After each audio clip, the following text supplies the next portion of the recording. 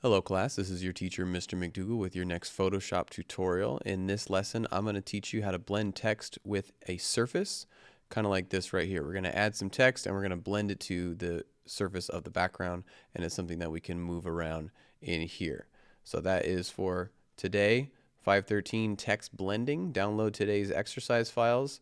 Follow along with me as I go through the process of doing that. It is super simple, so let's get to it. First, let's open Blend 01, which you see is this close-up straight down of some asphalt right here. We just need to get our type tool. So click on your type tool, click to start typing, and I want you in all capitals to type the word road. Pick a big, bold font for this effect. Most of the effects in Photoshop require a big, bold, thick font in order to see the effect properly. If you don't pick a font like that, it's going to be a lot harder to see what the effect looks like. I like the one called Impact. That's my go-to one for big, bold font. So if you can't find one, go straight to that one or pick another one that is similar. So we're going to make this nice and big. We're going to leave it the color white for right now. In order for these effects to see through, we need the colors of the text to be either white or a very light, bright color. So if it's not white, make sure it's at least not a dark color. Pick a bright, light color. So we're going to put our text right there on top of the background. We have our background and we have our text. So the way we're going to open it is we have to open our blending options, and there's two ways to get there. As always in Photoshop, there's usually multiple ways to get to the same endpoint. Let me show you both and you could pick whichever one works for you. So the blending options is in the effects menu. So you can come down here, make sure you have your text layer selected, come down here to effects, and you can click on blending options. So this is one of many that we've seen before. If you look over here on the left, these are things that we've messed with before. Here's the drop shadow, stroke, glow, all the stuff we've talked about in effects. And at the very top is blending options. It's one we haven't dealt with yet. Another way to open that exact same menu is to double click on the layer to open it. Don't double click on the text, because if you double click on the text, that changes the name of the layer. Double click over here off to the right somewhere. If you click twice, it opens the exact same menu right here, going straight to the blending options. So either way, either go to FX blending options or double click on the side to get to this menu. Now, if you're starting out and you're trying to figure out how Photoshop works and trying to fade these in together, a starter or a beginner would typically just lower the opacity like this. If you take the opacity means how well you can see something. If the text is at 100% opacity, it means we could see it. If it's at 0, it becomes invisible. So if you start sliding this down, it starts to fade a little bit like that. If you're starting out, that might be one way to do it, but that is for beginners and amateurs. You guys are no longer amateurs. You guys are professional photo editors now. We've been through a lot of this, so let me show you the cool and actual way to do it. The way we're going to do that is we're going to come down here, leave all this the same, leave this as gray. We're going to mess with this slider right here that says underlying layer. What this does is it's going to blend the top layer with the shadows or highlights of the underlying layer, which is this one. So when we blend this slider, it's going to pull the shadows from this bottom one. So watch this. Go over here to this left one, this dark gray one, and start gradually dragging it to the right. If I start just very slowly, if you go all the way, it does that. So just go very slowly. And what's happening is the grayer shadow areas from the layer underneath are coming through the text right now. And now you can see how that looks a little bit more realistic, like the text is actually painted on. You'll notice it goes pretty harshly as you slide this. So a way you can do it a little more fine-tuned and make it a little more sensitive is hold Alt on your keyboard, hold the Alt button, and then drag this from the right side right here. And you'll see I've taken that little slider and I've cut it in half. So if you hold Alt and click on the slider and then drag it, you'll separate them into two. This makes it a little bit more sensitive. So now if I just drag this half, it looks a little bit more realistic. So I could drag both of them separately until I get it to where I like. That's looking good. And then click OK. It's as simple as that. No matter where you move it as well, it's looking for the dark shadows directly underneath the layer. So you're able to move it around and the effect looks exactly the same, straight down, just like that. That is it. That is the whole effect. There's a couple more we're going to do when it's not straight on, but let's do one more practice one. So go to File 02 now, Blend 02. We're going to do the exact same thing, except we're going to type the word wall. We're just going to type the object that we see. So let's go to our type tool, click, and let's do wall in all caps. Again, the text needs to be white or a bright light color, and it needs to be a thick text like impact or something similar. So let's make it nice and big. And we're going to do the exact same thing.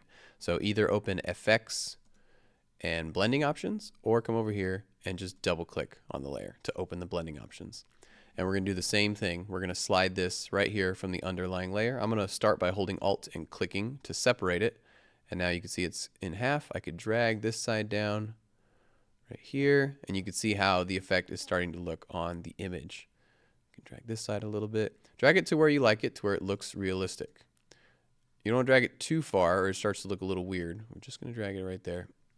So again, now you can see it looks like the text is part of the image even where the cracks are.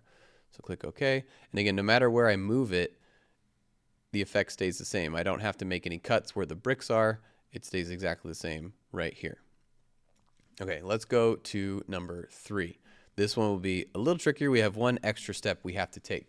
These first two are easy because it's flat. We didn't have to change the text at all. But when we come into something like this, where we're at some kind of angle, we're going to add one quick effect to the text to bend it and fit the shape of the surface. So we're going to start the same by going to our type tool. Let's go to type, click, and for this one, let's type the word street right here. Same thing. Make it big so you can really see the effect. Let's put it right here for right now. So if we do the effect normally, it's not really going to look like it's part of the image because it's not going the same direction. So we're not going to do that part yet. We'll do that part in just a second. The first thing we have to do is we're going to have to bend and distort the text a little bit. However, we can't do it as a text layer. We have to do one other thing. So we're going to come over here to your text layer, and we're going to do something that is going to be considered destructive editing. There's some times where you have no choice but to do destructive editing, but luckily it's a simple effect that if we have to start over, it's no big deal. We're going to do the opposite of a smart object where we're going to rasterize this layer. So certain layer types have certain features. So on this street layer, you're going to right click, and if we wanted to make it a smart object, we would do this, but we're going to do the opposite. If you come down here and go to rasterize, you're going to click that one, rasterize type. What that does is it converts your layer. It's no longer a text layer anymore. Now it's an image. If I try to change the text or double click to edit the text, I can no longer do that. So that's why it's destructive editing, because I can't change the text anymore. Now it's considered an image. So now I could do some other things to it. Rasterizing it is kind of like the opposite of a smart layer. It's kind of like making it into a dumb layer, but sometimes it's necessary in order to add certain effects. So now that it's rasterized, we're going to come up here to edit. I'm going to come down to transform, and then we're going to go to distort. If you do not rasterize it, this will not be here. This will be gray until you do the rasterizing, which is why we have to do it, because you can't distort text as is. So click distort. And now what you'll see, if you start coming over here to the text and dragging the corners around, you can start bending the text around. So you need to bend it to make it look like it's going along the street, dragging it from the corners. So this is where we talk about perspective. We need to get it at the right angle, and this will depend on the surface. If you're doing a street or a building or something, let's say right about there. Now it looks like it's going the same direction the street is going. So that's perfect. Now I can move it around to get it right where I want it. Now that it's in place, now we can do that blend if option. So I double click here. I'm going to hold Alt to click this and just slide this down to start blending it with the layer underneath. I'm going to slide both of them a little bit just together. Now it looks like it was actually spray painted onto the street and is part of the road. Perfect. So just like that. So the step is exactly the same. We just have to open the blending options. The only thing that's different is if you're at an angle, you have to rasterize the type and then add the distort option. So when you have it, you got to edit, and then you'll go to transform and then distort. It's not showing because I don't have a layer selected.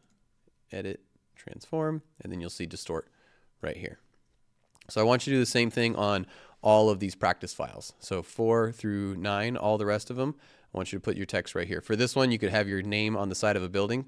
For this one, I want you to type just your first name, put it right here so you have your name on a building for the first time. And the rest of them, I just want you to type what you see. Like this one could be concrete, sand, track or run, you know, brick, Spider Woman, whatever you want to put. I took this one at Anime Expo. That was a lot of fun, but I want you to blend the text to the surfaces you see here. So blend it to this wall right here, blend the text somewhere on the ground. Same thing right here, blend it to the track, blend it to the sand. Just have fun experimenting with all those simple ways. So same thing, I'll walk you through this one more time. So we're gonna add our type do your first name. I'm just doing my last name since I'm your teacher.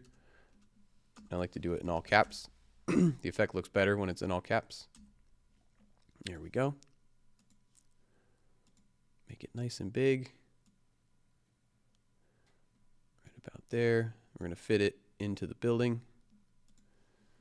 So remember, we have to distort it first after we rasterize it. If I go to Edit and Transform, you see the distort option is not there. I can't distort it as text, which is why we have to rasterize it. So on your text, right click, rasterize it. So it's no longer text, but now I can go to Edit, Transform, and Distort. And now I can start bending it to make it look like my name is on this building. How about that? And you could do the exact same thing, just going with the direction of the building. Perfect. Now I can open the blending options and start sliding this guy right about there. Excellent. Remember, no matter where we move it, you could see it maybe right there or maybe right there. Okay, have fun. As I mentioned, practice doing the same thing on all of these practice files, and just as normal with practice files, take a screenshot of your entire Photoshop area and attach all your screenshots to the assignment for grading, and have fun.